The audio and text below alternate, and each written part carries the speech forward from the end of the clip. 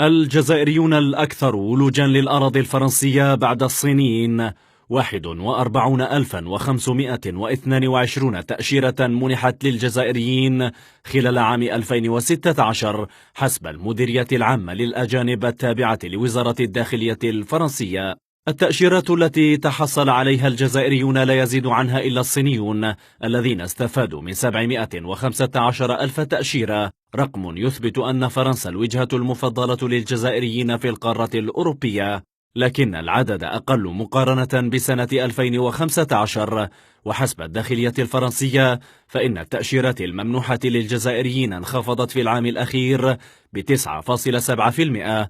وعلى مستوى العالم الجزائريون أكثر من رفضت طلباتهم لدى السفارة الفرنسية، في وقت ارتفعت لدى طالبيها من دول الجوار تونس والمغرب، وهو ما يتنافى مع تصريحات المسؤولين الفرنسيين في الزيارات الدبلوماسية والمناسبات، حين تطاولت ألسنتهم وعودا بمنح تسهيلات للجزائريين فبقيت تصريحات للاستهلاك الإعلامي.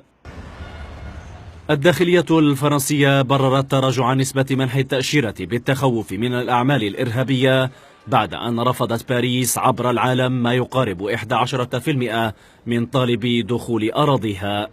الجزائريون الذين وصلوا بلاد فولتير اختلفت حاجاتهم وتنوعت بين سائح ومتسوق وباحث عن الشفاء في المصحات الفرنسية، لكن أكثر من دخل بلاد الجن والملائكة من الجزائريين هم فئة الطلبة بنسبة 23 ألف تأشيرة، ويمثلون 8% من مجمل المتمدرسين الأجانب.